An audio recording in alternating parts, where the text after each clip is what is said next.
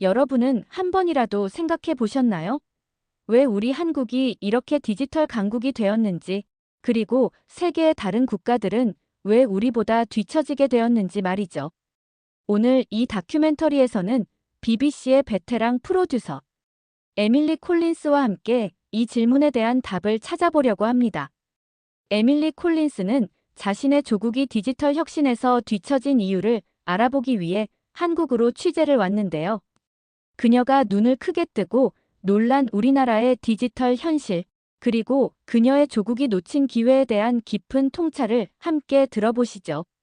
한때 세계를 선도하던 나라가 있었습니다. 산업혁명 이후 기술 발전의 중심지로 경제와 문화의 강국으로 우뚝 섰던 그 나라는 이제 서서히 그 빛을 잃어가고 있었습니다. 그들은 과거의 영광에 안주했고 변화의 필요성을 느끼지 못했습니다. 혁신보다는 안정을, 도전보다는 현상 유지를 택했습니다. 하지만 세계는 기다려주지 않았지요. 디지털 혁명의 물결은 그들을 조용히 뒤로 밀어냈습니다. 반면 어느새 무서운 속도로 앞서 나가는 이웃 나라가 있었습니다. 불과 몇십 년 전만 해도 경제적으로 어려움을 겪었던 그 나라는 이제 디지털 혁신의 선두주자로 세계의 주목을 받고 있었습니다.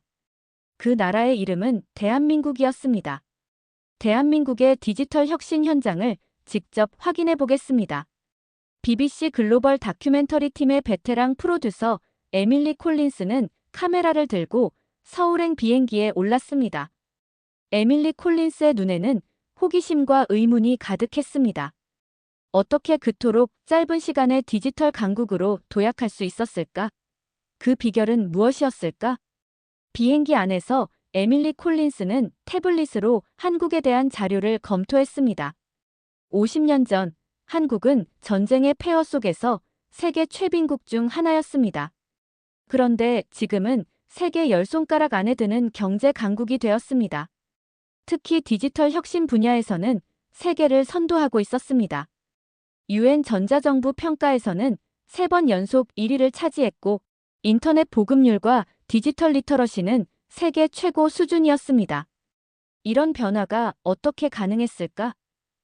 에밀리 콜린스는 창밖을 바라보며 생각했습니다. 자신의 조국도 한때는 기술 혁신의 선두주자였습니다. 그러나 지금은 달라졌습니다. 관료주의와 경직된 시스템, 변화를 두려워하는 문화가 혁신을 가로막고 있었지요. 비행기가 인천국제공항에 다가갈 무렵 에밀리 콜린스는 창문 밖으로 보이는 한국의 풍경에 놀랐습니다. 바다 위에 세워진 현대적인 공항과 그 주변을 둘러싼 첨단 시설들이 마치 미래도시처럼 보였기 때문입니다. 지금부터 대한민국의 디지털 혁신 현장을 취재하면서 우리가 놓친 것은 무엇이고 앞으로 무엇을 준비해야 하는지 알아보겠습니다. 에밀리 콜린스는 카메라를 향해 말했습니다. 그녀의 목소리에는 확신과 열정이 담겨 있었습니다. 이번 취재가 단순한 다른 나라의 성공 사례를 소개하는 것이 아니라 자국의 미래를 위한 중요한 통찰을 얻는 기회가 될 것이라고 생각했기 때문입니다. 비행기가 착륙하고 에밀리 콜린스는 설렘과 기대를 안고 인천국제공항의 입국장으로 향했습니다. 그녀의 대한민국 디지털 혁신 탐방이 이제 막 시작되었습니다.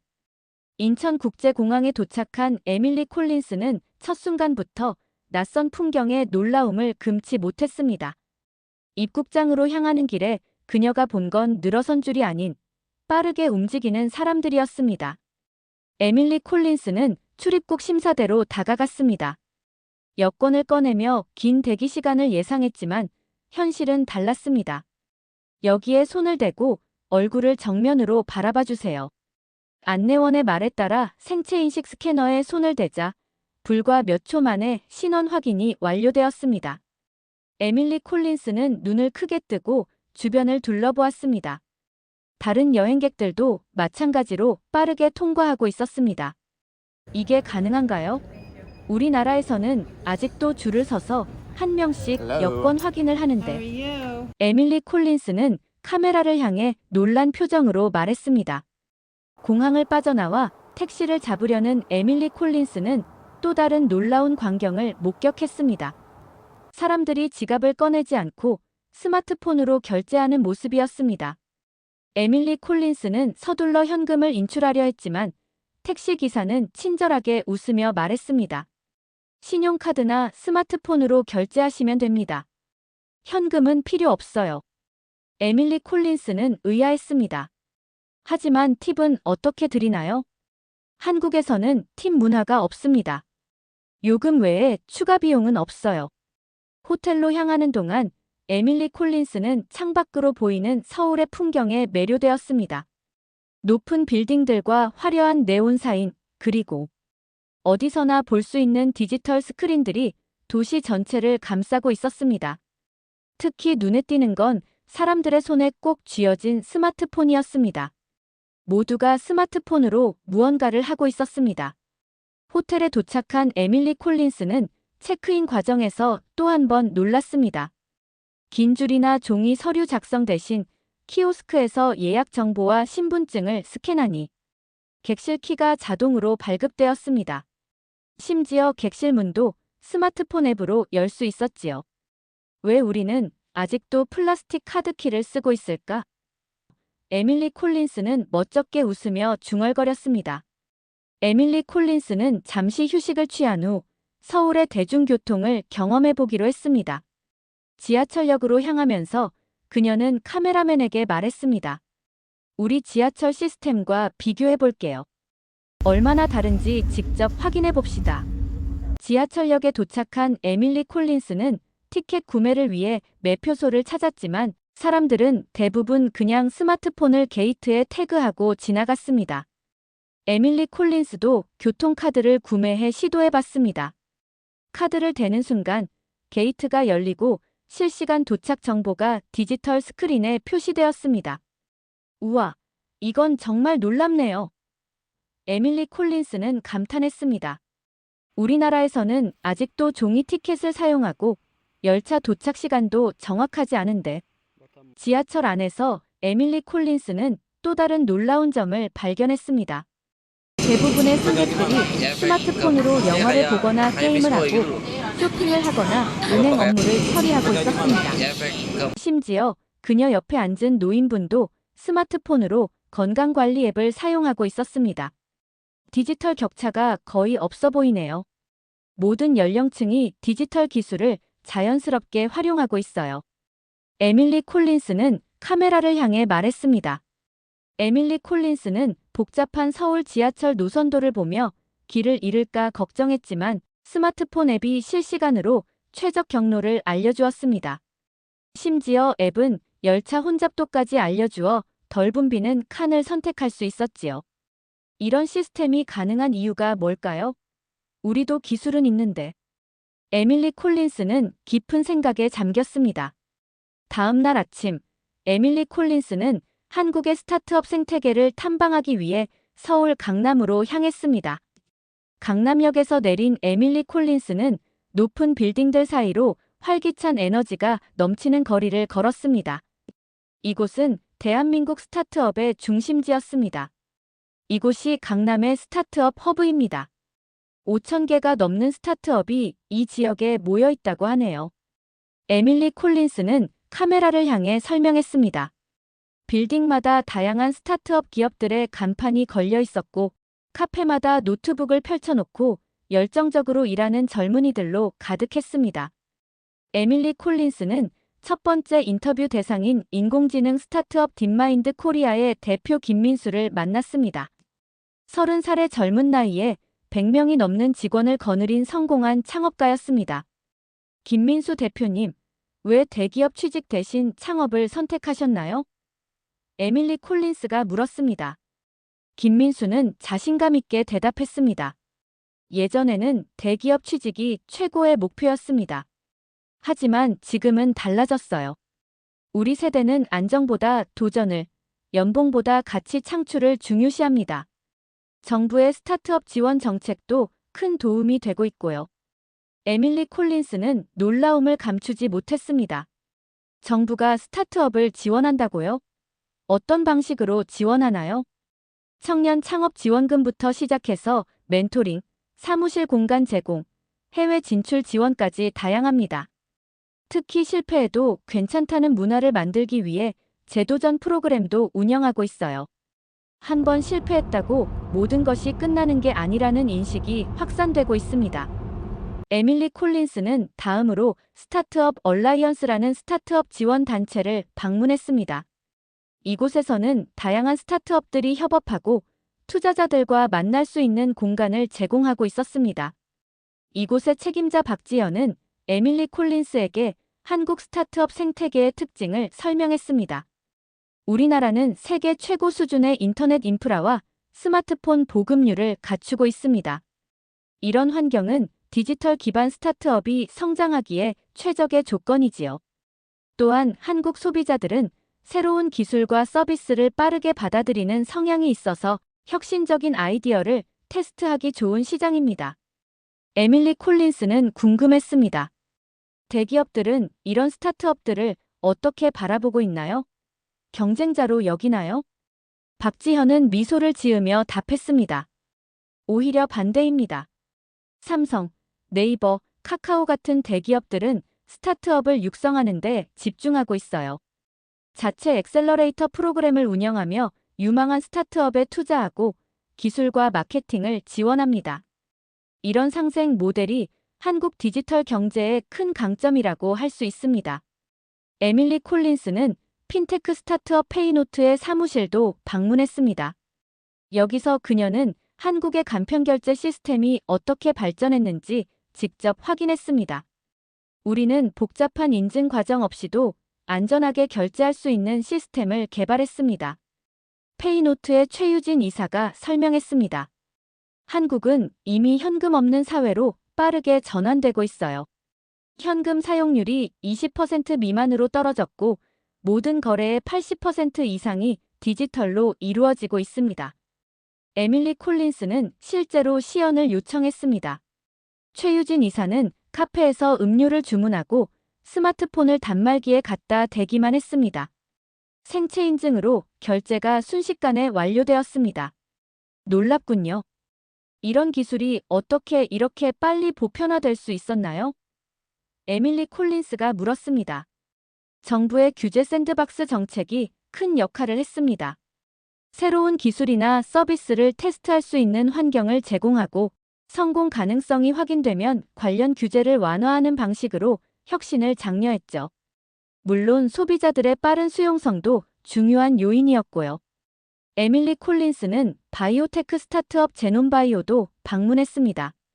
이곳에서는 인공지능을 활용해 개인 맞춤형 의약품을 개발하고 있었습니다.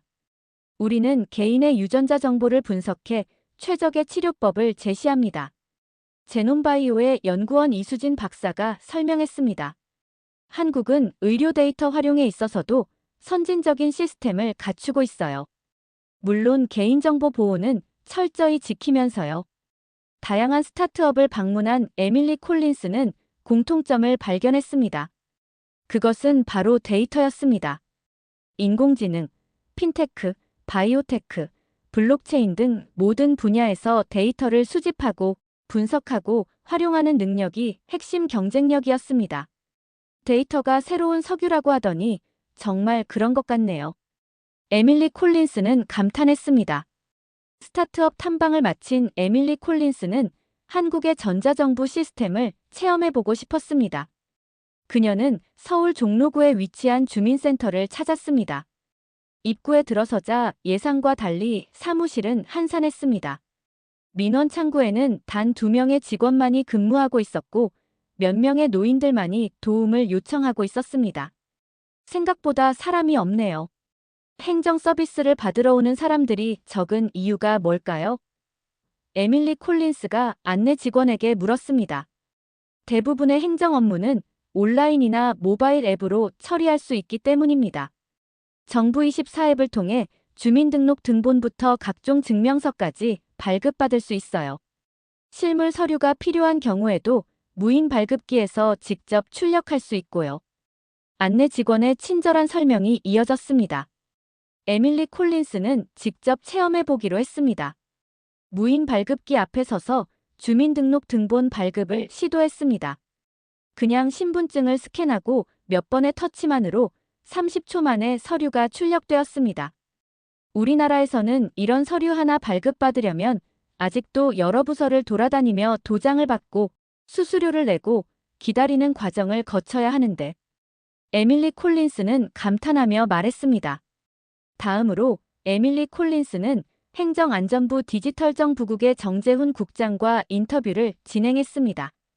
정재훈 국장은 한국의 전자정부가 어떻게 발전해왔는지 설명했습니다. 한국의 전자정부는 20년이 넘는 장기적인 계획과 투자로 이루어낸 결과입니다.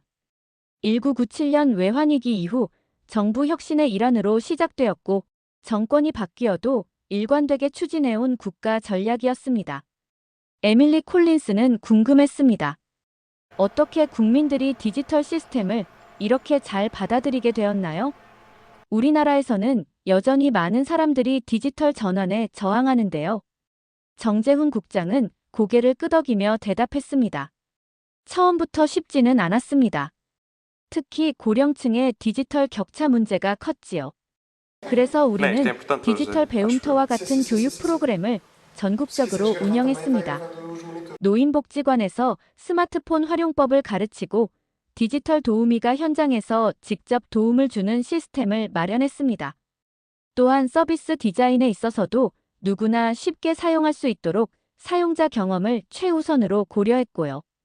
에밀리 콜린스는 더 깊이 파고들었습니다. 디지털 전환 과정에서 개인정보 보호나 보안 문제는 어떻게 해결하셨나요? 우리는 디지털 신원 확인 시스템을 고도화하면서 동시에 개인정보 자기결정권을 강화했습니다. 마이데이터 정책을 통해 개인이 자신의 데이터를 관리하고 활용할 수 있는 권한을 부여했습니다. 또한 블록체인 기술을 행정 시스템에 도입해 데이터의 무결성을 보장하고 있고요. 에밀리 콜린스는 특히 데이터 개방 정책에 관심이 있었습니다. 정부 데이터를 민간에 개방한다고 들었는데 어떤 효과가 있었나요? 정재훈 국장의 눈이 빛났습니다. 공공데이터 개방은 우리 디지털 전략의 핵심입니다. 정부가 보유한 데이터를 오픈 API 형태로 제공하면 민간 기업들이 이를 활용해 혁신적인 서비스를 개발할 수 있지요. 예를 들어 대중교통 정보를 개방했더니 다양한 모빌리티 앱이 개발되었고, 기상 데이터를 개방했더니 정밀한 날씨 예측 서비스가 등장했습니다. 이런 과정을 통해 민간의 혁신 역량이 극대화되고 새로운 산업과 일자리가 창출되는 선순환 구조가 만들어졌습니다. 에밀리 콜린스는 공공데이터 포털 사이트에 접속해 보았습니다. 교통, 환경, 보건, 금융 등 다양한 분야의 데이터가 체계적으로 정리되어 제공되고 있었습니다. 누구나 쉽게 접근하고 활용할 수 있는 시스템이었습니다. 데이터 경제의 선순환 구조가 이렇게 구축되어 있군요. 에밀리 콜린스는 감탄했습니다. 정재훈 국장은 끝으로 중요한 점을 강조했습니다. 기술 자체보다 더 중요한 것은 디지털 전환의 목표입니다. 우리는 기술을 위한 기술이 아니라 국민 삶의 질을 높이고 사회 문제를 해결하기 위한 수단으로 디지털 기술을 활용하고 있습니다. 포용적 디지털 전환을 통해 누구도 소외되지 않는 디지털 시민사회를 구축하는 것이 우리의 궁극적인 목표입니다. 에밀리 콜린스는 주민센터를 나오면서 깊은 생각에 잠겼습니다. 단순히 기술의 차이가 아니라 기술을 바라보는 관점과 접근, 방식의 차이가 이토록 큰 격차를 만들어낸 것이라는 사실을 깨달았기 때문입니다. 한국에서는 주민등록 등본이 30초 만에 발급되지만 우리나라는 여전히 도장과 서류가 필요하다니, 이것이 단순한 행정 효율성의 차이가 아니라 사회 시스템 전체의 혁신 역량의 차이로 이어진다는 점이 정말 놀랍네요. 에밀리 콜린스는 카메라를 향해 말했습니다. 에밀리 콜린스는 전자정부 취재를 마치고 이제 한류 콘텐츠 산업을 들여다보기로 했습니다. 그녀는 서울 강동구에 위치한 대형 엔터테인먼트 회사 스타쉽 엔터테인먼트를 방문했습니다. 이곳에서는 세계적인 K-POP 그룹 스타라이트의 콘서트 준비가 한창이었습니다. 공연장 입구에는 이미 전 세계에서 온 팬들이 줄을 서 있었습니다. 미국, 프랑스, 브라질, 인도네시아 등 다양한 나라에서 온 팬들이 한국어로 응원 구호를 외치고 있었습니다. 에밀리 콜린스는 미국에서 온 18살의 팬 제시카와 대화를 나눴습니다. 어떻게 한국 아이돌을 알게 되었나요?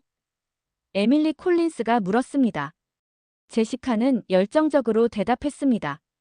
유튜브 알고리즘이 BTS의 뮤직비디오를 추천해줬어요. 처음에는 그저 멋진 영상미와 춤에 반했는데 점점 그들의 음악과 이야기에 빠져들게 됐죠. BTS는 단순한 아이돌 그룹이 아니라 진정한 아티스트예요. 그들의 음악에는 메시지가 담겨 있고 팬들과 소통하는 방식도 특별하거든요. 에밀리 콜린스는 콘서트 제작 과정을 살펴보기 위해 백스테이지로 향했습니다. 그곳에서 최첨단 기술을 활용한 공연 준비 현장을 목격했습니다. 증강현실, 홀로그램, 인터랙티브 무대 장치들이 완벽하게 조화를 이루고 있었습니다. 이건 단순한 음악 공연이 아니라 기술과 예술의 융합이네요. 에밀리 콜린스는 감탄했습니다. 스타쉽 엔터테인먼트의 마케팅 이사 한지우는 K-팝의 성공 비결을 설명했습니다. 우리는 단순히 좋은 콘텐츠를 만드는 것에 그치지 않습니다.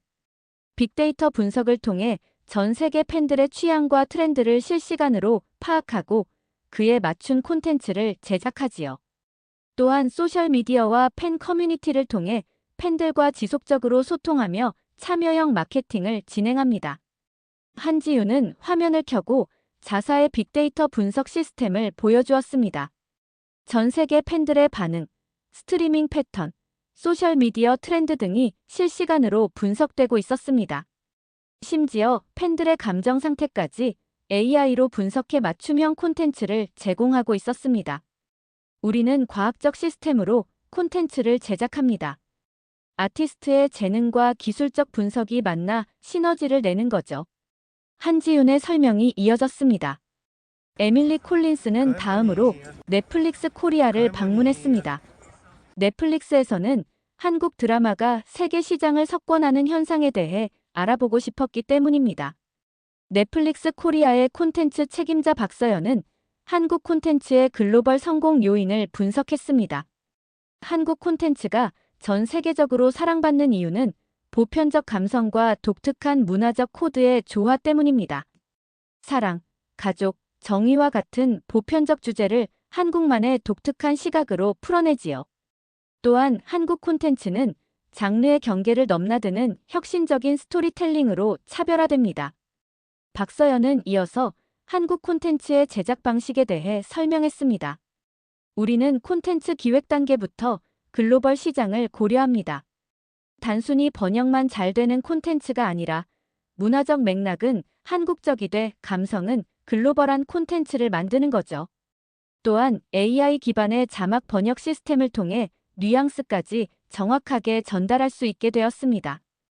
에밀리 콜린스는 데이터 분석팀의 작업 과정도 살펴보았습니다.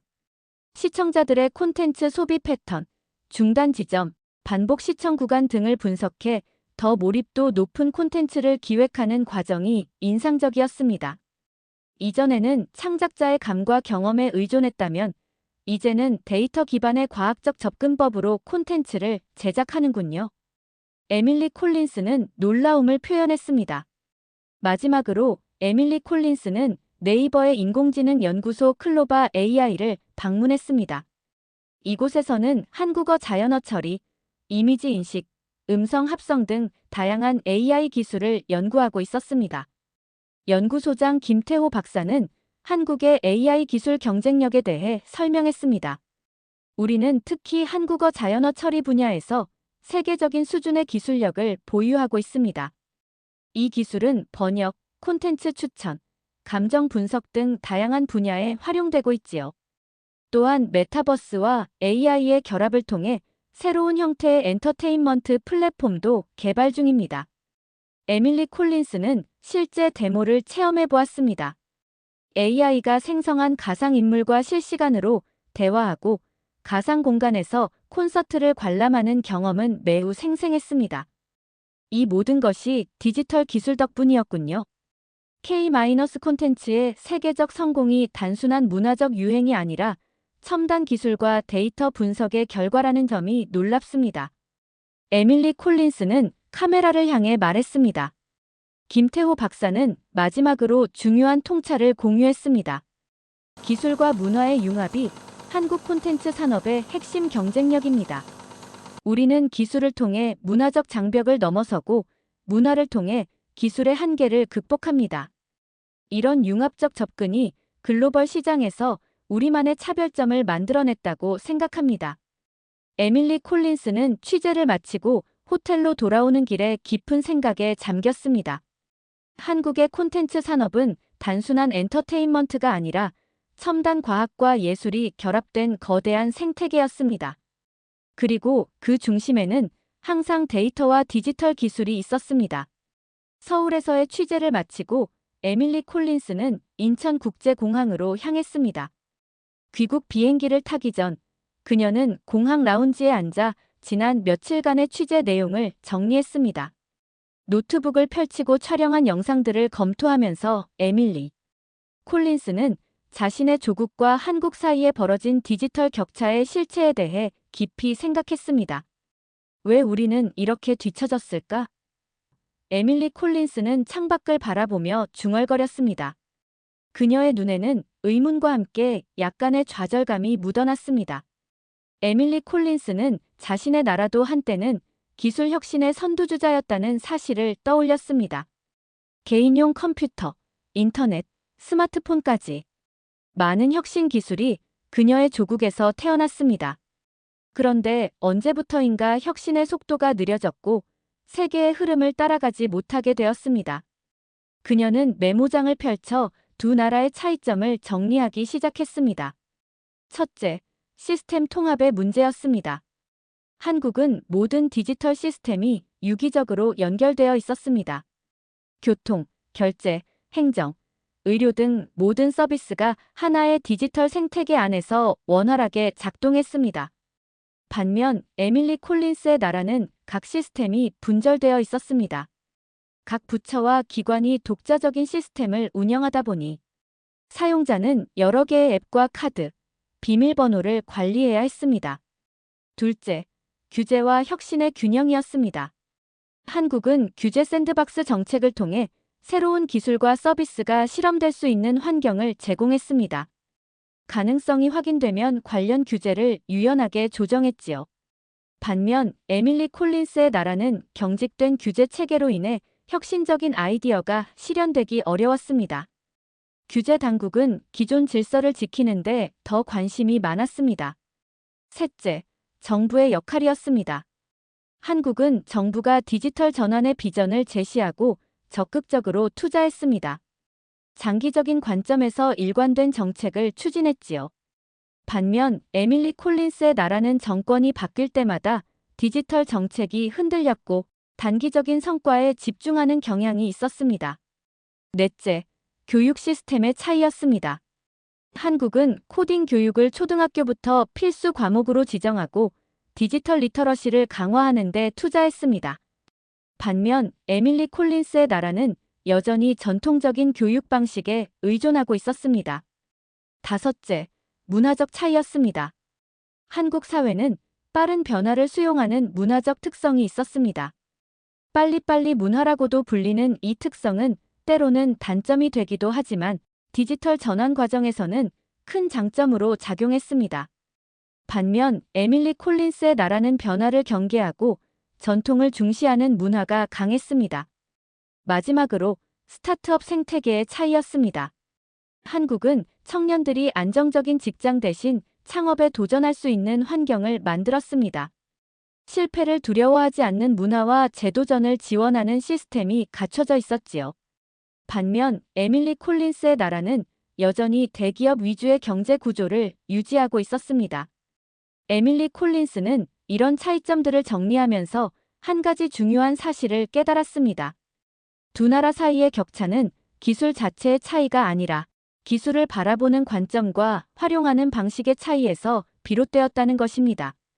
한국이 특별한 것이 아니라 우리가 변화를 받아들이지 못한 것이다. 에밀리 콜린스는 깊은 통찰을 노트에 적었습니다.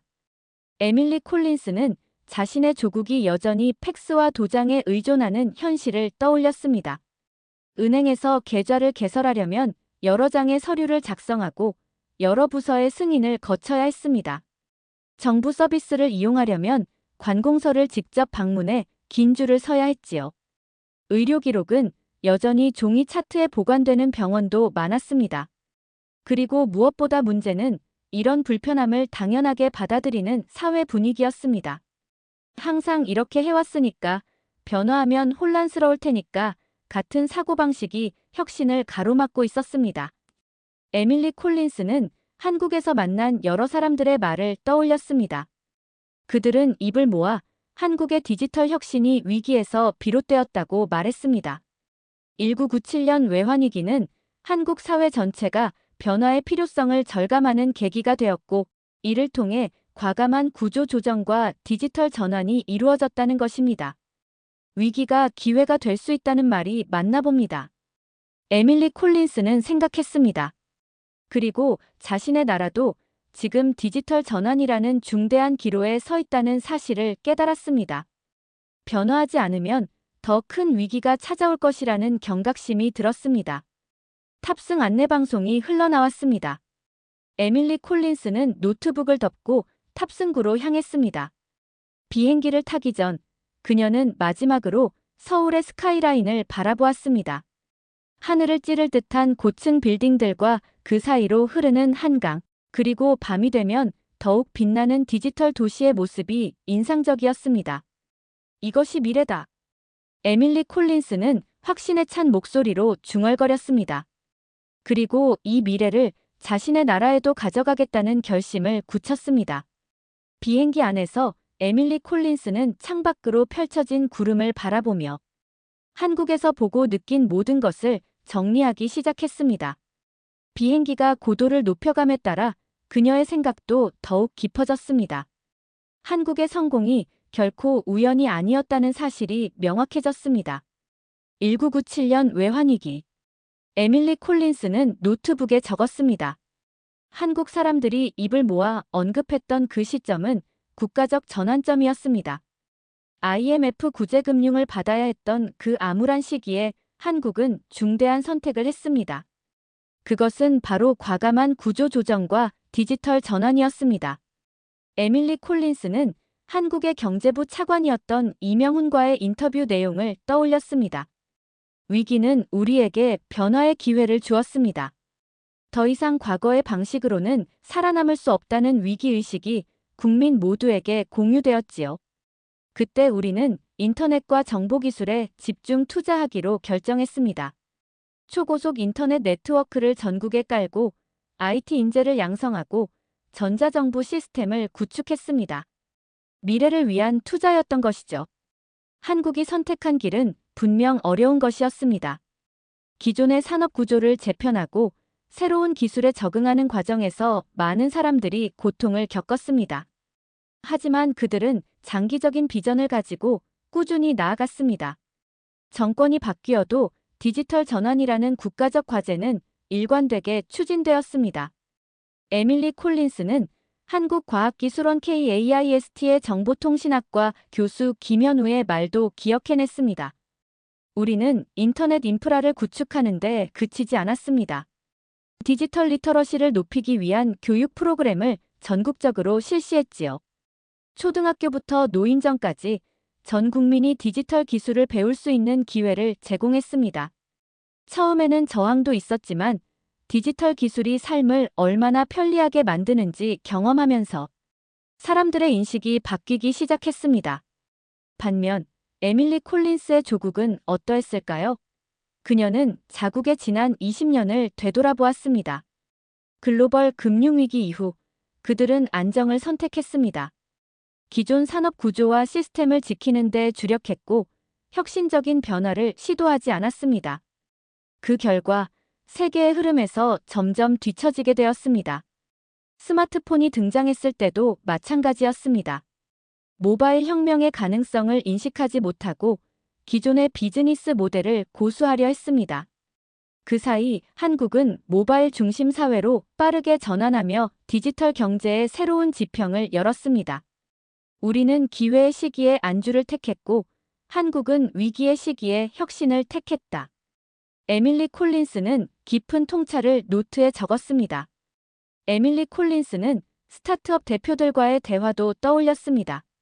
그들은 한국의 창업 문화가 어떻게 변화했는지 설명했습니다.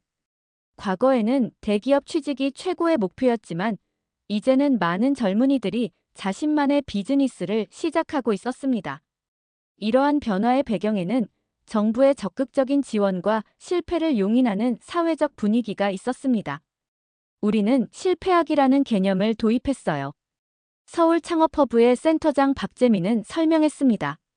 실패를 부끄러운 것이 아니라 성장의 과정으로 받아들이는 문화를 만들기 위해 노력했죠. 재도전을 지원하는 프로그램도 마련했고요. 몇 번 실패해도 다시 일어설 수 있는 환경을 조성하는 것이 혁신 생태계의 핵심이라고 생각합니다. 에밀리 콜린스는 이런 접근법이 자국과 얼마나 다른지 깨달았습니다.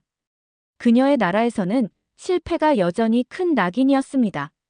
한 번 사업에 실패하면 다시 기회를 얻기 어려웠고 금융기관들도 실패한 경험이 있는 기업가에게는 투자를 꺼렸습니다. 또한 한국의 데이터 중심 접근법도 인상적이었습니다. 모든 산업 분야에서 데이터를 수집하고 분석하여 의사결정에 활용하는 문화가 자리 잡고 있었습니다.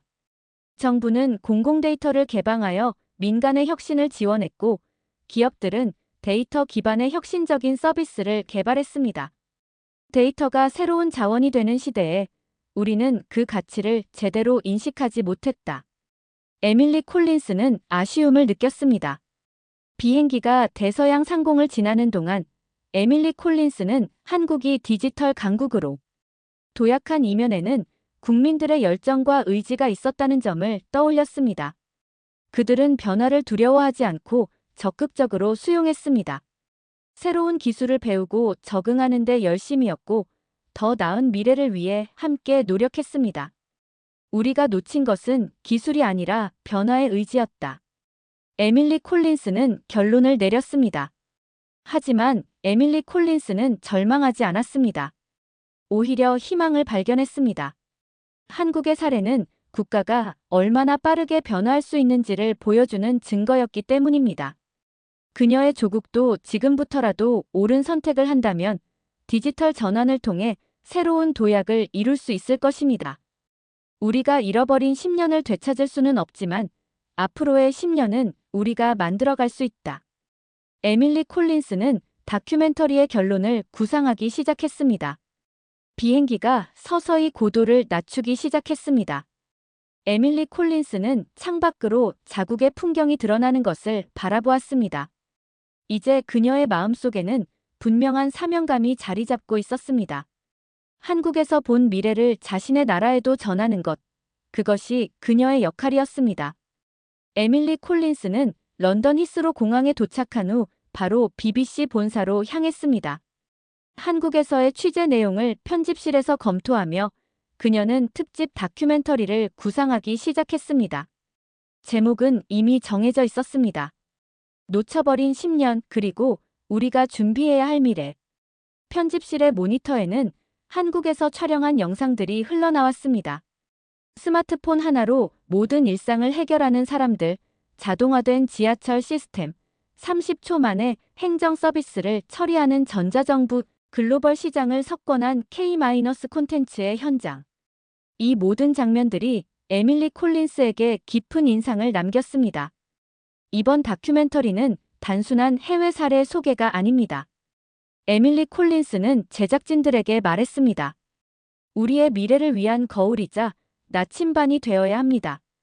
우리가 어디서 뒤처지기 시작했는지, 그리고 앞으로 어디로 나아가야 하는지 진지하게 성찰하는 기회가 되었으면 합니다. 에밀리 콜린스는 다큐멘터리의 마지막 부분을 어떻게 구성할지 고민했습니다. 단순히 문제점을 지적하는 것에 그치지 않고 구체적인 변화의 방향을 제시하고 싶었습니다. 그녀는 자국의 디지털 전환을 위한 5가지 과제를 정리했습니다. 첫째, 통합된 디지털 생태계 구축입니다. 분절된 시스템들을 하나로 연결하고 사용자 중심의 서비스를 디자인해야 합니다. 정부 부처와 민간 기업이 협력하여 표준화된 디지털 인프라를 만들어야 할 것입니다. 둘째, 규제 혁신입니다. 혁신을 가로막는 낡은 규제들을 과감히 개선하고 새로운 기술과 서비스가 시도될 수 있는 규제 샌드박스를 도입해야 합니다. 보호해야 할 가치와 혁신의 기회 사이에서 균형을 찾는 지혜가 필요합니다. 셋째, 디지털 교육의 혁신입니다. 초등학교부터 디지털 리터러시와 코딩 교육을 강화하고 직장인들의 재교육 프로그램도 확대해야 합니다. 특히 디지털 취약계층이 소외되지 않도록 세심한 교육 정책이 필요합니다. 넷째, 데이터 경제의 활성화입니다. 공공 데이터를 적극적으로 개방하고 데이터의 수집과 활용에 관한 명확한 가이드라인을 제시해야 합니다. 개인정보 보호와 데이터 활용 사이의 균형을 맞추는 정책적 지혜가 요구됩니다. 다섯째, 창업과 도전의 문화를 조성하는 것입니다. 젊은이들이 안정만을 추구하지 않고 혁신적인 아이디어에 도전할 수 있도록 사회적 안전망을 강화해야 합니다. 실패를 두려워하지 않는 문화와 재도전을 지원하는 시스템이 필요합니다. 이러한 과제들을 정리하면서 에밀리 콜린스는 BBC의 경제 전문가, 디지털 전환 컨설턴트, 정부 관계자들과 인터뷰를 진행했습니다. 그들의 의견을 종합하여 다큐멘터리에 담고자 했습니다. 우리는 지금 중대한 선택의 기로에 서 있습니다. 경제학자 마이클 브라운은 말했습니다. 디지털 전환은 선택이 아닌 필수가 되었습니다. 우리가 지금 변화하지 않으면 글로벌 경쟁에서 더욱 뒤처질 뿐만 아니라 국민의 삶의 질도 향상시키지 못할 것입니다. 에밀리 콜린스는 다큐멘터리의 마지막 장면을 구상했습니다. 한국의 밤거리와 자국의 거리를 교차 편집하여 대비시키고 그 위에 그녀의 나레이션이 흐르게 할 예정이었습니다. 한국이 보여준 혁신의 길을 따라갈 것인가, 아니면 멈춰버린 세계에 머물 것인가. 이제 선택의 시간이 왔습니다. 우리가 잃어버린 10년을 되찾을 수는 없지만 앞으로의 10년은 우리가 만들어갈 수 있습니다. 디지털 혁신은 단순한 기술의 문제가 아닙니다. 그것은 사회 전체가 함께 나아가야 할 방향에 관한 것입니다. 우리는 과거의 안주에서 벗어나 변화와 혁신을 받아들일 준비가 되어 있습니까? 우리의 선택이 미래 세대의 삶을 결정할 것입니다. 에밀리 콜린스는 편집실을 나와 BBC 본사 옥상에 올랐습니다. 런던의 스카이라인을 바라보며 그녀는 깊은 숨을 들이마셨습니다. 서울에서 본 미래의 모습과 자국의 현재 모습이 오버랩되었습니다. 그 간극을 메우는 것이 그녀의 사명이라고 생각했습니다. 2달 후, 에밀리 콜린스의 다큐멘터리 놓쳐버린 10년, 그리고 우리가 준비해야 할 미래가 방영되었습니다. 영국 전역에서 높은 시청률을 기록했고, 소셜미디어에서도 뜨거운 반응을 이끌어냈습니다. 많은 사람들이 자국의 디지털 전환에 대해 진지하게 고민하기 시작했습니다. 정부는 디지털 전환 특별위원회를 구성했고, 기업들은 혁신적인 디지털 서비스 개발에 박차를 가했습니다.